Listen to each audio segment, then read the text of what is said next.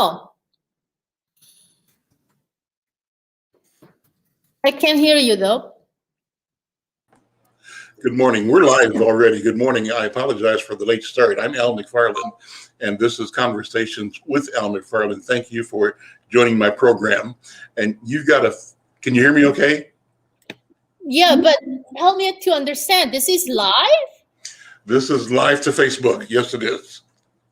Oh my God, I wish I had known that. Well, it makes it exciting because we get to improv. And what I do is simply talk to people. And it's a wonderful thing to meet people for the first time and have a conversation about something that is new and fresh to me and the people that I'm connected with. Obviously, my role is as the owner of a community newspaper in Minneapolis, and I produce a daily podcast, typically at 1 o'clock every day. The program is Conversations with Al McFarlane. Okay. And what it is, men, is a purely, totally informal, unscripted improv. Well, I wish I had been prepared for you. Well, I apologize for that, but you looked great, and this is perfect. But thank you. You're very kind. Yeah. And so what I want to do is simply have you introduce your project. You've got a phenomenal music project that I think is exciting, and it captured my attention when I read the press releases. Would you introduce the program, the vision, and the project? Yes, and I am terribly sorry to have to do this because I'm in a public library right here. And since we're live, I'm just going to sign off, stop camera for 2 seconds. That's fine. Adjust something and then come back to you. Okay? That's fine. Sure. Stay tuned. Okay. So, this is for listeners. We're broadcasting live on the McFarlane Media Network, the Inside News YouTube channel, the Al McFarlane YouTube channel, and we also connect with audiences and people around the country through Black Press USA. And it's an exciting relationship. We've been doing this live programming for about, maybe a good part of a year. But this program is actually something that we started 15, 20 years ago. Conversations with Al McFarlane started off in North Minneapolis in our neighborhood at a restaurant called Lucille's Kitchen. And it started off because I would have men, editors on my news reporting team meet in a neighborhood joint, a restaurant, right, once a week to discover what our news stories were going to be for the week. As it turned out, people in the restaurant would lean into our conversation because they were exciting, right? Wow, yeah. We decided to listen. You guys are listening anyway. Why don't you pull a chair up and we'll have a big conversation about neighborhood news. That emerged to the signature public policy event in North Minneapolis, and our event became the home of public policy, particularly from the lens of people of color in Minneapolis and in Twin Cities, Minnesota. So this is where we're coming from, and this is the evolution that has to reflect two things. One is the technology, the ability to make this conversation not about 10 people at a table or a room full of people in a restaurant, but about a whole bunch of people who can enjoy this through technology, social media, streaming, etc. And the personal thing for me, men, is that I'm excited to connect with people around the country and around the world because I have the personal belief that we are so similar and we want so much of the same thing as human beings. Exactly. That's exactly what I'm trying to, say with my project. Yeah. Well, that's exactly why it resonated with me so much because when I read it, I said, oh, absolutely. I understand. I know this already. So with that, thank you for being here. And let me ask you to introduce yourself, your vision, your project. Okay, thanks for having me. So it was a bit of pleasant surprise to find out I will be live. So there are many things I had to turn off around me, but thanks for your patience. And I mean, I would love to hear your voice any day. Oh my God, that's wonderful. Thank you. Thank you for having me on this program. So my name is Min Kwan, and I'm a pianist, a professor, and arts advocate. I run a nonprofit called Center for Musical Excellence. We celebrated our 10th anniversary this past year during pandemic, but with an outdoor gala that had 400 people. And I'm also a mother of two, and my biggest passion is to create community and build bridges through music. Mm-hmm. Like you, I also believe that we're all same. We come from different backgrounds. We may look different, and we have different traditions or habits or beliefs, but we are all human beings with a soul that feels the kind of um, sorrow, joy, longing, pain, hope, love, all the emotions are really real and genuine and powerful. And this is where music helps us to connect, put all that into something beautiful. And that makes sense. It makes perfect sense. And so the genesis of the project you're doing now, Hmm. the project timed to release for the 4th of July holiday, correct? Yes, absolutely. We thought hard about what would be the good timing. I mean, every day in the news there is something, and this past year and a half, I think, has been a tumultuous year. And this is also when the project was born. And I think it's especially telling and meaningful that composers wrote these pieces during this time, unprecedented time in America. And that's why I think the pieces are really poignant and moving. And we thought, but when would be a good time to really release, and start to share this music with everyone? And July 4th, it's a new birthday of America, and we were reborn as a country, and it seemed to make perfect sense that, it's a sign of hope, new energy, new birth, and okay, so this is when we're gonna roll it. And so describe the project, please. So yes, America Beautiful, we call it. But basically, the project was born out of pandemic, where all of us were confined, isolated in our own home, and we were silenced, musicians especially. And it was a devastating time. And I wanted to simply just reach out. I started to reach out to composers, my colleagues, and to start asking questions. How are you doing? What can we do as musicians? My husband happens to be in the healthcare. He's a doctor, and he was right in the middle of all this intense, people getting sick, literally on ventilators and dying. And every day I would see him coming home completely depleted and so devastated. And I felt like, what is my job? What can I do? What can musicians do? There are no concerts, but there's got to be something we can do, because we are the people who heal people's souls. We can comfort and give solace, where doctors are, literally saving people's lives. So the project, I never really planned it to be so massive. I started with a few people at first, and it grew and grew and grew because more people said yes to it. So now we have 75 composers who have written now a new variation on iconic American song, America the Beautiful. And what have you discovered in the process? I mean, it's got to be, and so like one of my favorite artists is the group called the Afro-Cuban All-Stars. I love the rhythm. Right. In one of the songs, they say, "Mira como ve de aquí," meaning, how does it look from here? And so I'm imagining that that's the spirit of your vision and your quest. You're asking people, how does America Beautiful look from where you stand? Yes. And your story. And I read some of the bios of some of the participants, and some of them are approaching it with really different feelings and different motivations and different critiques.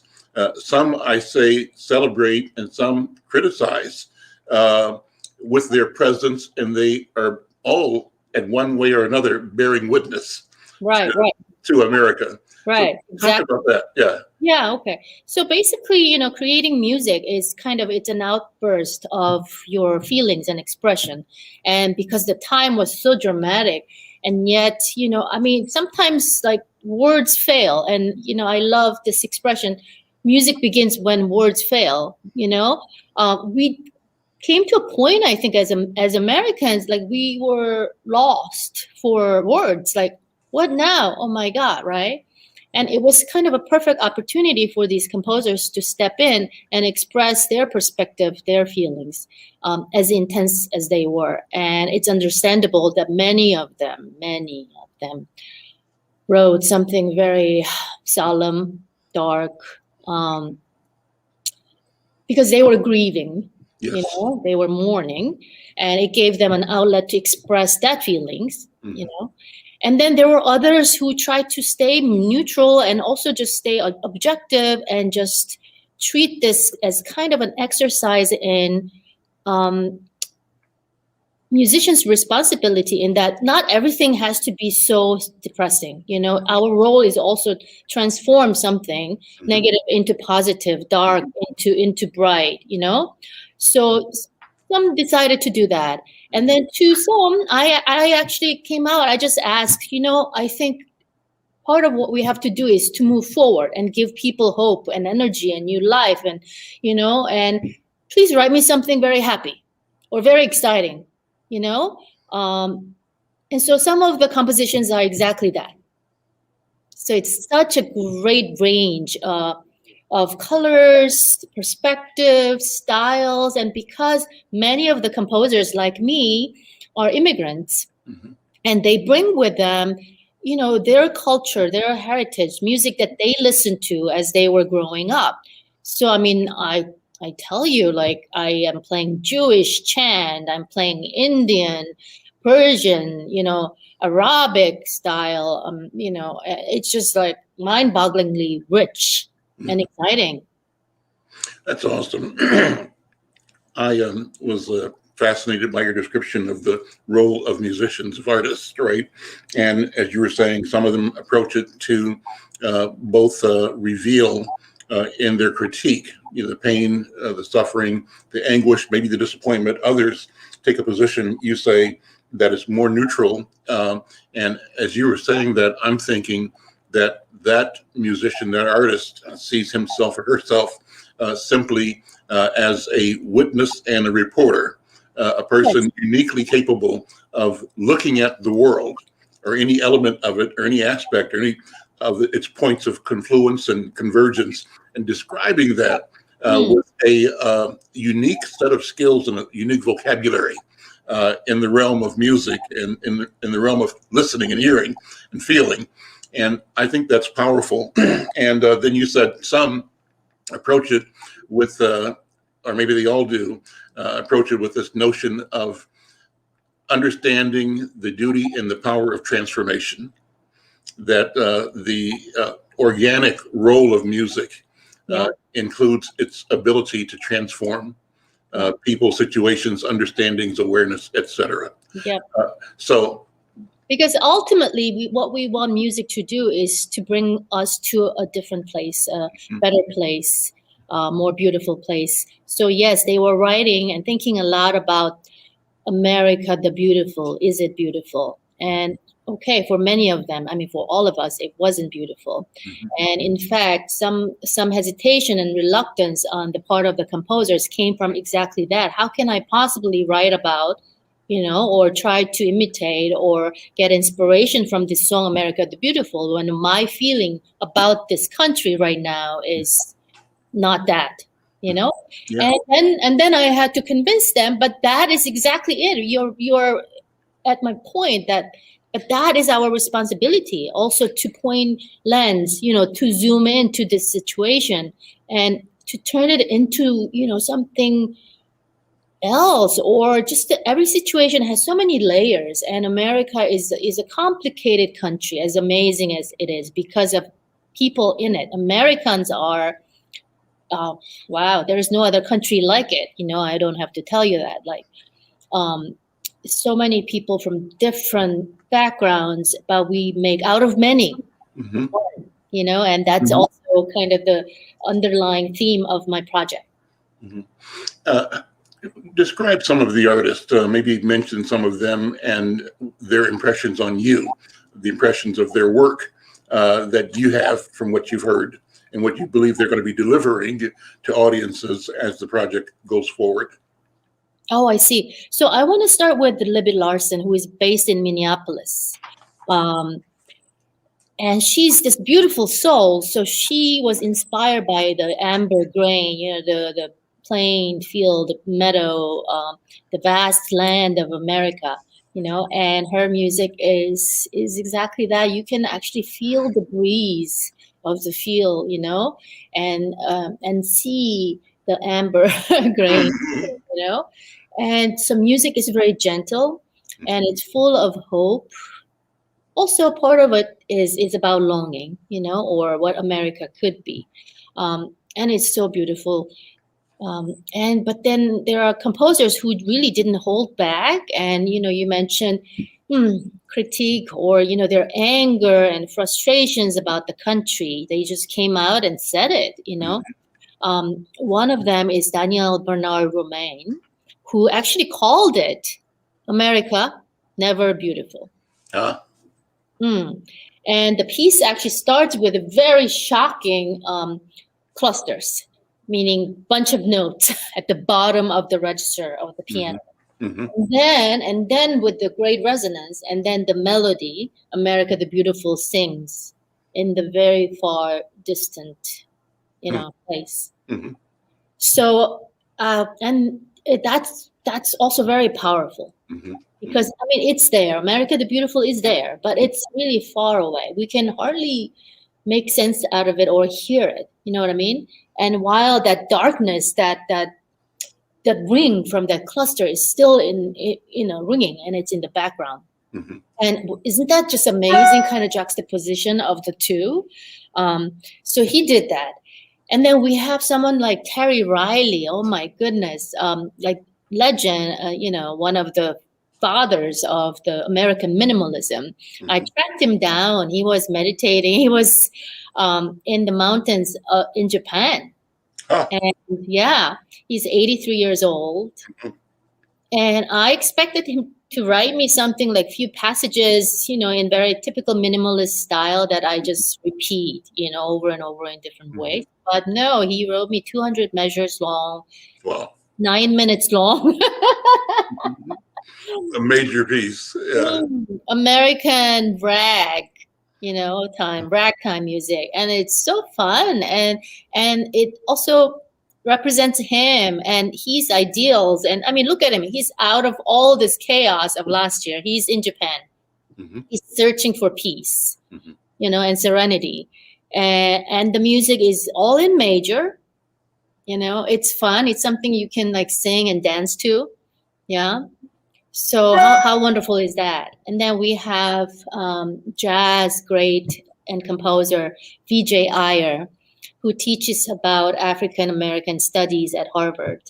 And it was also wonderful to have a fellow pianist and friend, writing this music. And his take is it's a gentle kind of plea or singing about the situation, but I can see the soul is mourning. Mm-hmm. But it's not trying to do anything. It's not trying to change the situation, but it's about waiting. Mm-hmm. And there's such Zen like quality to it as well. So that's I love listening to you. I am so excited to hear your descriptions. No. Music. I'm loving this conversation, and I am both seeing and hearing the music as you describe it. So thank you so very, very much. I just had to say that to you. Thank you. Yeah.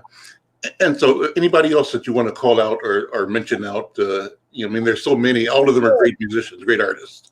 Yes, all and their contributions. Oh yes, Derek Sky. He recently changed his name from Derek Spiva Jr. to Sky. And I think it's Sky, because he actually represents so many different cultures and countries. His heritage, American Indians, there's European, there's Ghana in Nigeria. He's like a mix of so many different cultures. And he wrote me actually a piece based on Persian classical piano music. Mm-hmm. Wow, that was a new thing for me. And we actually had to tune the piano differently. So one of the pitches had to come, a little low, and that's so much fun. So what I also tried to do in the project is, wow, it was a lot of work, but fun, is that because the characters and the mood, personalities were so different in each piece, I also tried to dress up accordingly. And also we went to like 7, 8 different locations to Mm-hmm. film it, because it was all about also the visual experience Mm-hmm. for the listeners. So we filmed dark pieces in catacombs. Mm. We filmed beautiful pastoral pieces full of hope on the top of the hills. Um, and then we went to sea to shining sea. So, and we went to seaport, where the concert hall was sitting right on the ocean, so Wow. I could literally look out to the horizon. Mm-hmm. And so I hope some of that also helps for the listeners to experience the music and its proper light and expression. Tell people how they connect. How do they enjoy, participate, view, listen to the project? So first of all, please check out america-beautiful.com. It's a website, and it has, it's something that you checked out, and see the pictures and read bios of all my amazing 75 composers.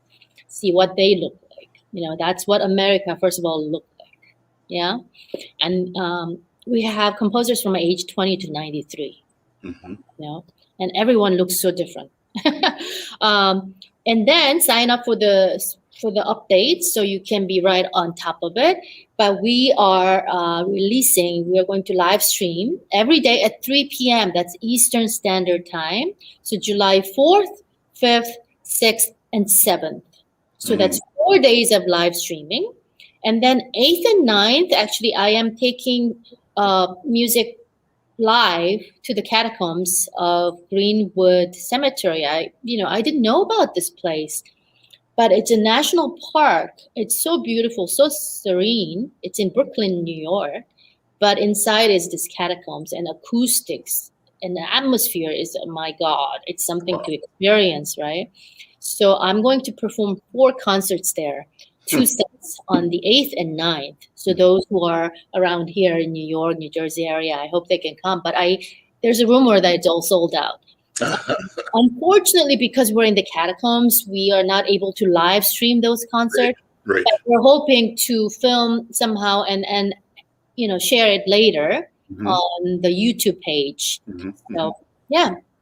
So please tune in. So exciting. I want to just tell you how impressive and how massive this undertaking looks to be, and how you seem to have brought something brilliantly forward that invites and collects a lot of energy from across time and across space, right? To focus on the fierce urgency of now, around the 4th of July, around the notion of America, the beautiful, America-beautiful. Let me ask you one last question, one idea to reflect on, and take it where you want to, Min. This year is, as you said, a phenomenal, stressful year for all kinds of reasons. And so I'm sitting here in North Minneapolis, where I am sitting right now is maybe 7 blocks from where Minneapolis police several years ago killed a guy named Jamar Clark. Oh, okay. And I'm only a mile or 2 away from where Fernando Castile was killed. Oh, wow. And that was streamed. That was in a suburb of St. Paul. And I'm only a few blocks or a mile or 2 from where George Floyd was killed. Of course, yeah. So the point of this is Minneapolis and our country and the world now have been attuned to the requirement that we examine what it means to be a civil and humane society. The sentencing of Derek Chauvin for the murder of George Floyd, the reaction of the world to that televised execution. It's one set of energy. And then that happened within the pandemic. Yeah. that affected everybody in the world. Yeah. And so I wanted you to, because I think you've done this, but talk about how you see these convergent activities impacting artists and what artists are saying about the world, about where we are and have been, but mostly where we can and should and must go as human beings.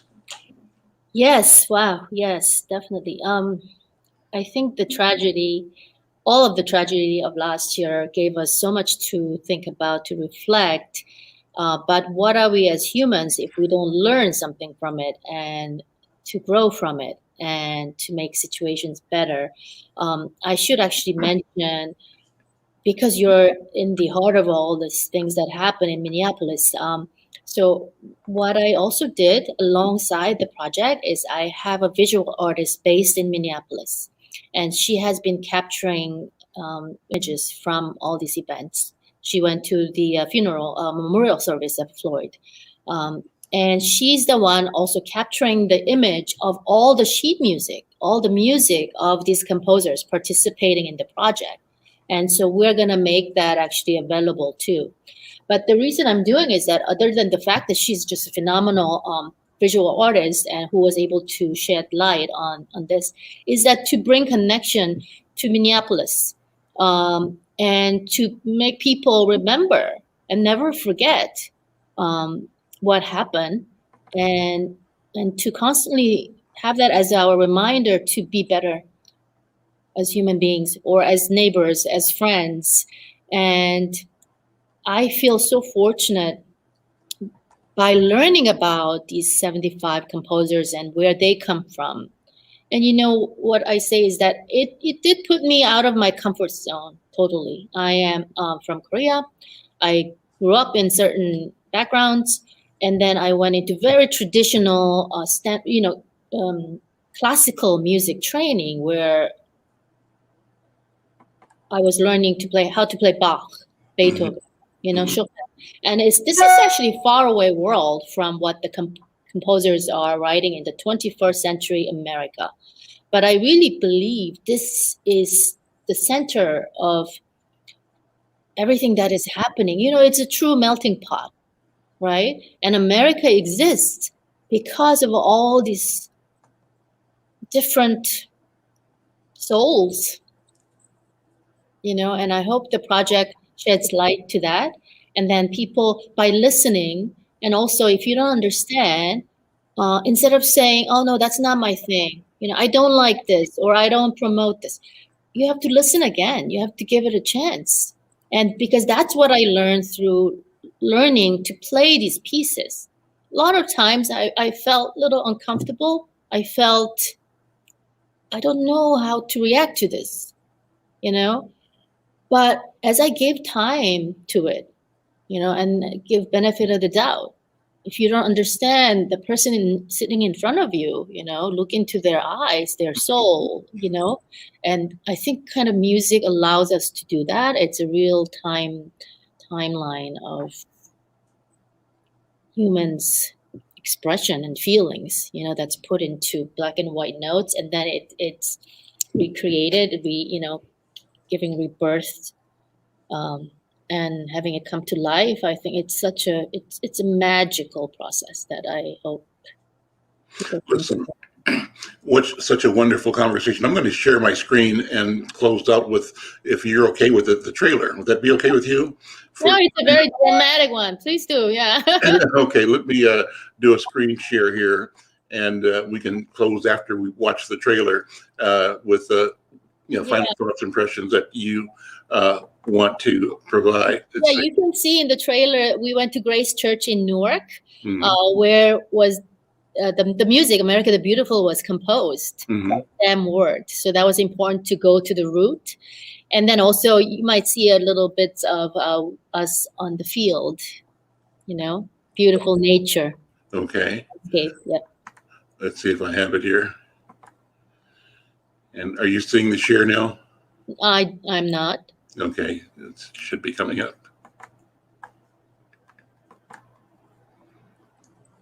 Let's see. Let me know if you see it. Okay. Is when I see it is when our audience is seeing? Yeah, it should be, yeah.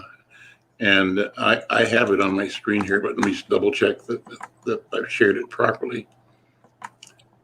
While you're doing that, I have a whole big family living in Minneapolis, You do? St. Paul, that. So I've been often there, and next time I come, I want to come meet you and have coffee with you. Absolutely, absolutely. Now I'm seeing your video right now, but apparently it's not sharing. You're not.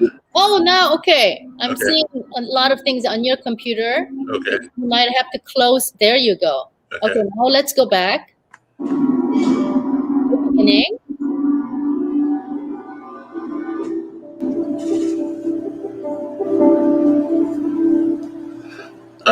Okay.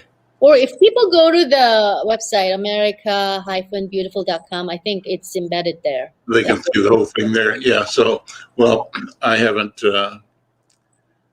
That was good. I mean, I'm impressed with all that you are doing. Glad to know that you've got connections here in Minneapolis, and I look forward to meeting you when you're here. I'll be signed up and watching the performances on the 4th, the 5th, right? The 6th and the 7th.